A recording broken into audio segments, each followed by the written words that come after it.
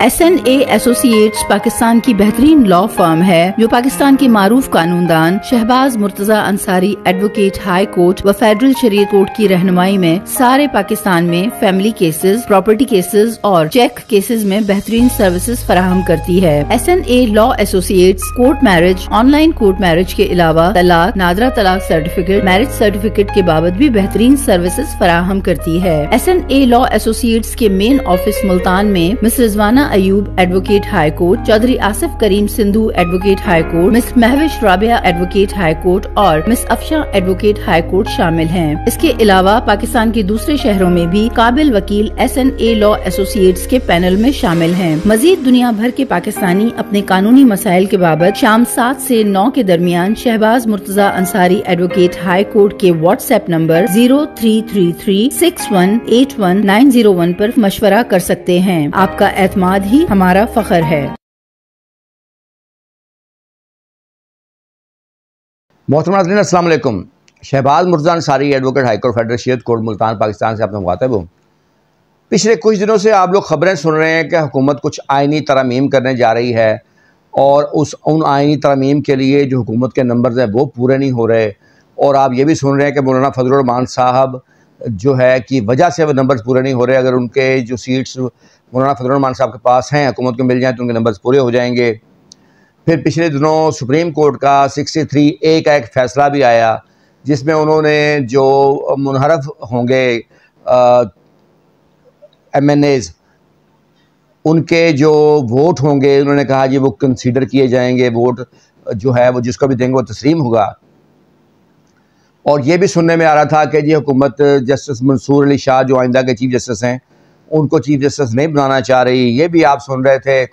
हुकूमत जजेस की जो मुद्दत मुलाजमत है उसमें तोसी करने का इरादा रखती है। ये भी सुन रहे थे कि कोई आइनी अदालत हुकूमत बनाना चाहती है ताकि जजेस पर जो आइनी जो केसेस होते हैं उनका बोझ कम हो सके।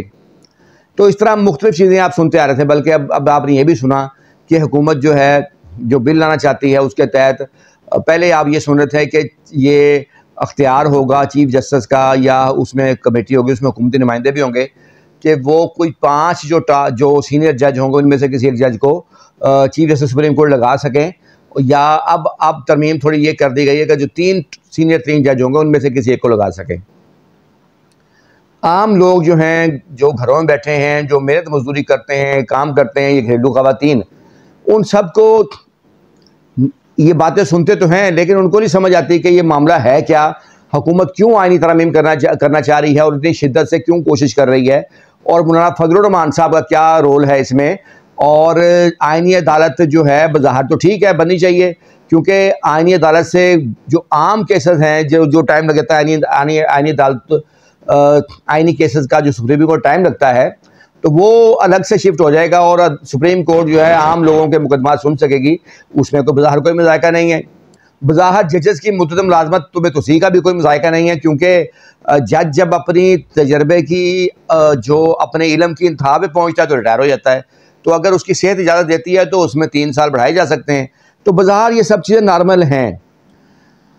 आम लोगों को नहीं समझ आती कि ये मामला असल में है क्या, हुकूमत क्यों ऐसा चाहती है, मौलाना फजलुर रहमान साहब का क्या रोल है और इसकी बैकग्राउंड क्या है सारे मामले का, और असल होने क्या जा रहा है।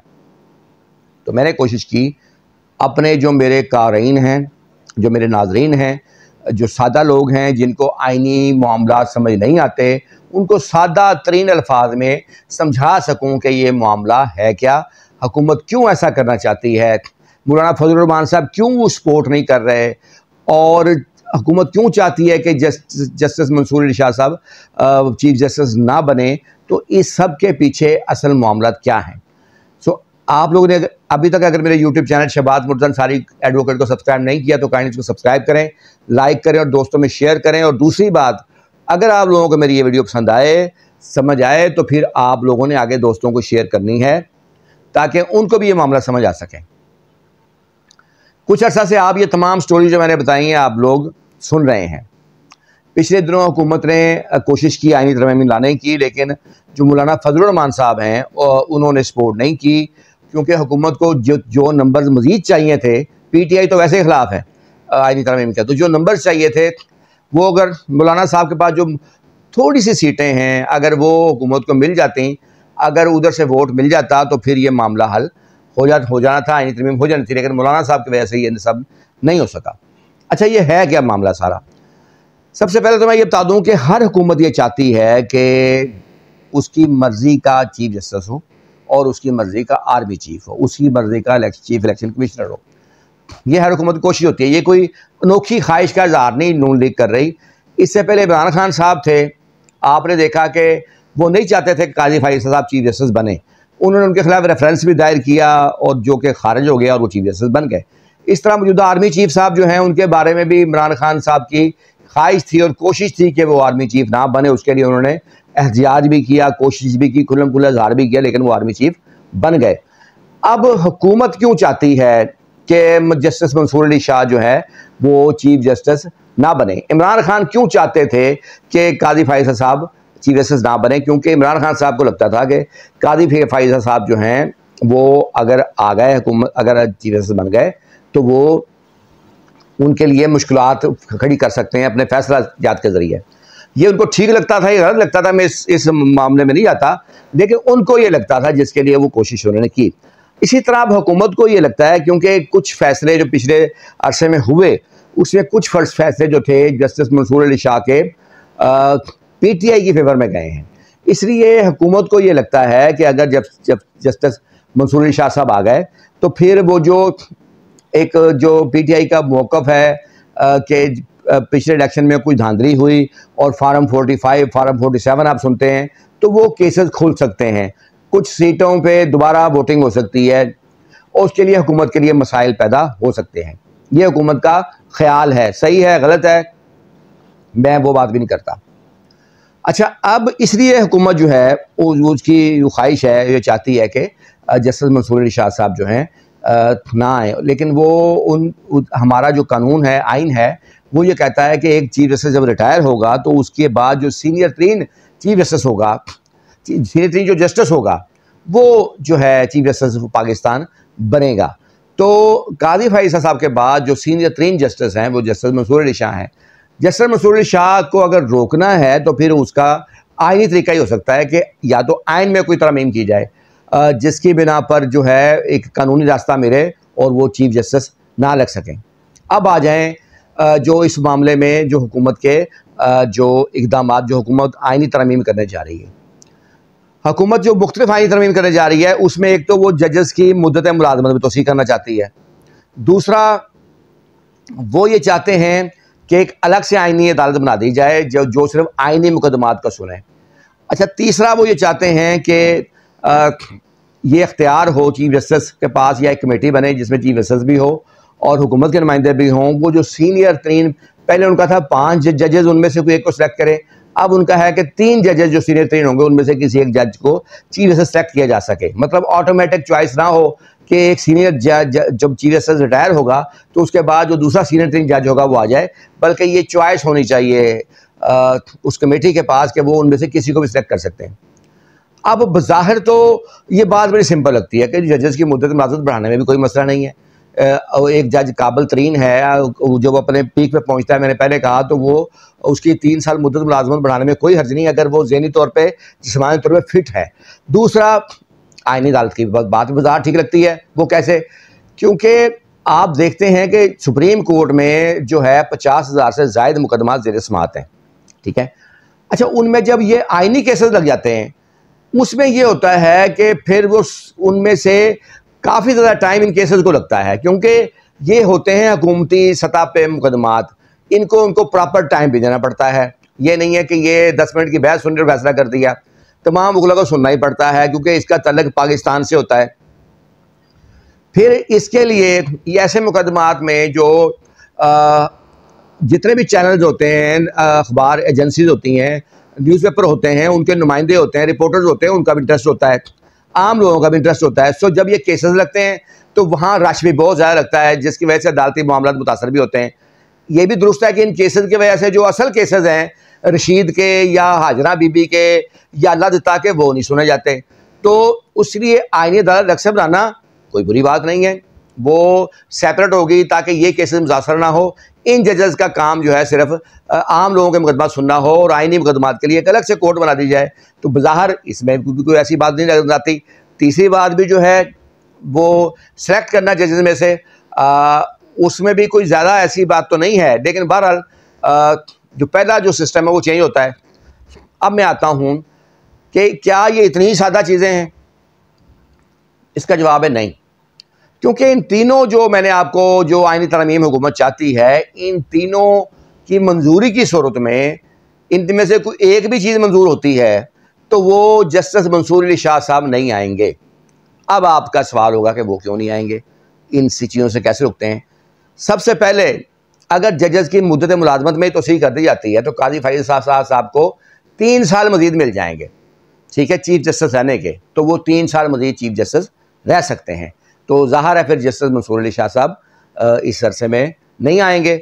अच्छा, दूसरा आ जाए अब आइनी अदालत पे।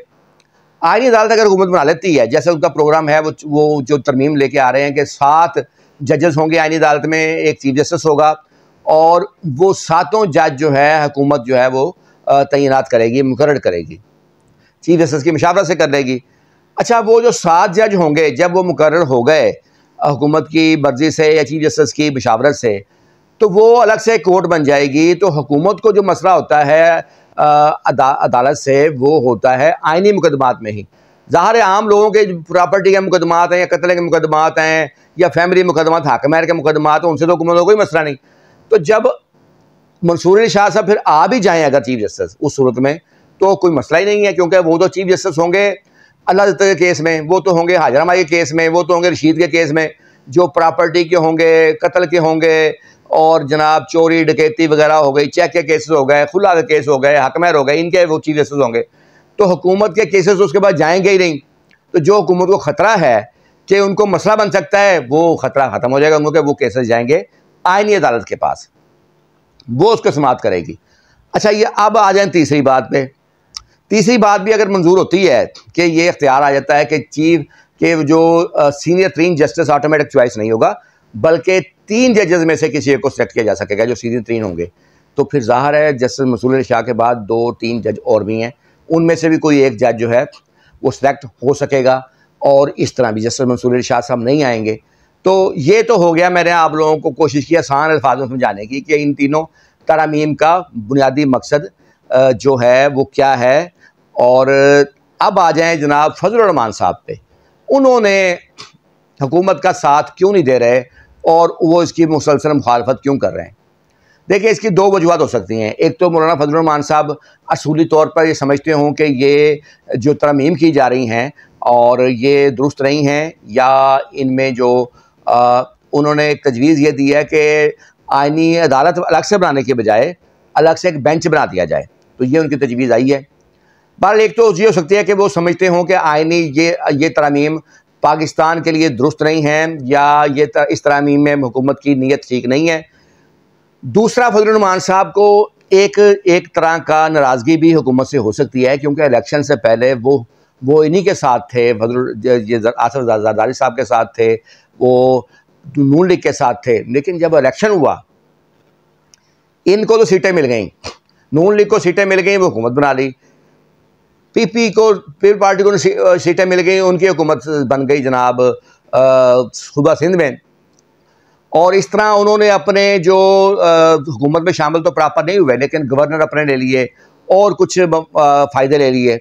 लेकिन फजलुर रहमान साहब जो उनके साथ थे, उनके साथ जो है ये हुआ कि उनकी सीटें बहुत कम हो गई, यानी जो जीतने वाली सीटें थी वो महदूद हो गए चंद सीटों पर। इवन के खैबर पख्तूनख्वा में जहाँ वो हमेशा ज़्यादा सीटें लेते थे, वहाँ भी महदूद हो गए। तो उनको ये लगा कि हुकूमत, ये जो हुकूमत है, इन्होंने अपनी सीटें तो करनी जैसे तैसे करके पूरी, और ये हुकूमत के मज़े ले रहे हैं, उसको साइड लाइन पे लगा दिया, मौलाना फजलुर रहमान साहब को लगा दिया गया। तो इसलिए वो जो है ना, वो जो भी उनके जहन में रीज़न है, वो ये भी समझते होंगे कि ये तरमीम जो है दुरुस्त नहीं है, तो इसलिए वो साथ देने को तैयार नहीं है। लेकिन अब आ जाए एक और कहानी पे भी। अब ये था कि जो पहले हुकूमत कोशिश कर रही थी ना, उसमें उनके लिए ज़रूरी था कि वो किसी जमात की सरबराह की मर्ज़ी से ही उधर से सीटें जो हैं लें। और वो आइनी जो सीटों का नंबर है वो पूरा करें। लेकिन अब सुप्रीम कोर्ट का एक फैसला आ गया 63A का, जिसमें उन्होंने ये करार दिया कि जो रुकन पार्लियामेंट जिस जमात से वो मुंतखब हुआ रुकन, और वो उस जमात के अगर ख़िलाफ़ वोट देता है जाता है, तो फिर वो जो है वोट देने के बाद वो रुकन पार्लियामेंट नहीं रहेगा। लेकिन इससे पहले एक फ़ैसला उमर अता बंदयाल साहब के दौर में एक आया था, जिसमें जब हमजा शहबाज की हुकूमत थी पंजाब में, तो उस वक्त एक फ़ैसला आया था उमर अता बंदयाल साहब की सुप्रीम कोर्ट की, जब वो चीफ जस्टिस थे, तो वो ये फैसला आया था कि सिर्फ ये नहीं होगा कि जो वोट दे रहा है रुकन पार्लियामेंट अपनी जमात के ख़िलाफ़ मौक़िफ़ के ख़िलाफ़ उसको वो बाद में पार्लियामेंटेरियन नहीं रहेगा, बल्कि उसका वोट शुमार भी नहीं होगा। तो उन्होंने ये फैसला दिया था। उसके ख़िलाफ़ हुकूमत की एक अपील ज़ेर समाअत थी, जिसका फ़ैसला 63A में कुछ दिन पहले सुप्रीम कोर्ट ने कर दिया, और उसमें उन्होंने करार दिया कि उस रुकन पार्लियामेंट का वोट शुमार होगा, जो भी जिसको भी वोट देंगे वो। लेकिन उसके बाद वो चूँकि अपने हुकूमत की पॉलिसी के, अपने सरबराह की पॉलिसी के ख़िलाफ़ जाएंगे, वो अपनी जमात की पॉलिसी के ख़िलाफ़ जाएंगे, इसलिए वो बाद में मेंबर नहीं रहेंगे पार्लियामेंट के, लेकिन उनका वोट शुमार होगा। अच्छा, इस वोट शुमार से ये हो गया कि अब हुकूमत को जमात से रब्ता करने की ज़रूरत नहीं अपने वोट पूरे करने के लिए, वो अरकान पार्लियामेंट से डायरेक्ट रब्ता कर सकते हैं और वोट पूरे कर सकते हैं। इस फैसले को भी जो है कुछ लोगों की तरफ से तनकीद का निशाना बनाया गया, और कुछ ने कहा बेहतरीन है। मेरी ज़ाती राय में ये फ़ैसला जो है गलत नहीं है। उसकी मैं वजह बयान करता हूँ। पूरे दुनिया में जो एक सिस्टम है जमहूरियत का, उसमें हुकूमत को हटाने का तरीका है तरीके अदम एतमाद। ठीक है, वो तब होती है कि एक जमात की अक्सरियत है तो वो हुकूमत करती है, लेकिन अगर उस हुकूमत के दौरान ही वो जमात अपनी अक्सरियत खो देती है, तो अब जो एक तहरीक पेश की जा सकती है तरीके अदम एतमाद के, इनके पास मुकर्ररा वोट नहीं है जिनकी बिना पर ये हुकूमत कर सकें, तो वो तहरीक जो होती है उसमें दोबारा वोटिंग होती है, और अगर हुकूमत के वोट कम हो जाएँ उस मुकर्ररा तादाद से हुकूमत ख़त्म हो जाती है और दूसरी हुकूमत आ जाती है। ये आपने चीज़ देखी है, जब इमरान खान जो हैं ये वज़ीर-ए-आज़म थे, तो तहरीक अदम एतमाद आई, जो वोट चाहिए थे वो नहीं उनको मिले, तो फिर लिहाजा उनकी हुकूमत ख़त्म हो गई, और शहबाज शरीफ की जो हुकूमत थी PDM की, वो आ गई थी। इस सूरत में पार्लियामेंट वही रहती है, पार्लियामेंट ख़त्म नहीं होती, ना ही नए इलेक्शन होते हैं, सिर्फ पार्लियामेंट के अंदर तब्दीली आती है, और पूरी दुनिया में ये तरीक़ाकार जो है ना राइज है। अगर इस मंतक को मान लिया जाए जो कि जस्टिस उमर अता बंदयाल साहब के दौर में दी गई थी कि उनका वोट भी शुमार नहीं होगा, फिर तो तहरीक अदम एतमाद आ ही नहीं सकती, फिर तो कोई हुकूमत जो है वो ख़त्म हो ही नहीं सकती। तो वो एक शेर है कि खिड़कियाँ खुली रख और ताज़ा हवा आने दे, हब्स बढ़ जाए तो बिनाई चली जाती है, खिड़कियाँ खुली रख और ताज़ा हवा आने दे। तो अगर आप खिड़कियाँ ही बंद कर देंगे तो हब्स बढ़ेगी, तो फिर पार्लियामेंट, मुझे बताएं, फिर तो तीसरे कुव्वत का रास्ता अपने आप दे रहे हैं। तो पार्लियामेंट के अंदर तब्दीली का एक सिलसिला होना चाहिए, यह जमहूरी अमल है, इसके तहत होना चाहिए उनका। इसलिए जो उन्होंने करार दिया कि वोट शुमार होगा, इस हद तक दुरुस्त करार दिया, क्योंकि अगर वोट शुमार नहीं होगा तो तहरीक अदम एतमाद आ ही नहीं सकती कभी। ठीक है, तो फिर तो जो एक बार हुकूमत आ गई वो 5 साल उसने हर सूरत पूरे करने हैं। तो अगर वो एतमाद खो देती है अपने वोटर्स, अपने जो पार्लियामेंटेरियंस हैं उनका एतमाद खो देते हो, तो बिल्कुल उसकी हुकूमत तब्दील होनी चाहिए, दूसरी हुकूमत आनी चाहिए, ये पार्लियामेंट के अंदर से आनी चाहिए, यही जमहूरियत का तकाजा है। तो अब हुकूमत को जो ज़रूरत थी पहले मौलाना फजल रहमान की, उस तरह अब ज़रूरत नहीं रही। अब वो डायरेक्ट जो है, अब अगर वोटिंग होती है तो डायरेक्ट वोट आ सकता है पार्लियामेंटेरियंस का, और वोट शुमार भी होगा। बेशक उसके बाद वो पार्लियामेंटेरियन जो है नहीं रहेगा। तो मैंने कोशिश की इस छोटी सी वीडियो में आप लोगों को बात समझाने की कि असल ये मामलात हैं, उसके बाद आगे क्या होता है वो आप लोग देखेंगे। आप लोग मेरी वीडियो पसंद करते हैं, इसका शुक्रिया।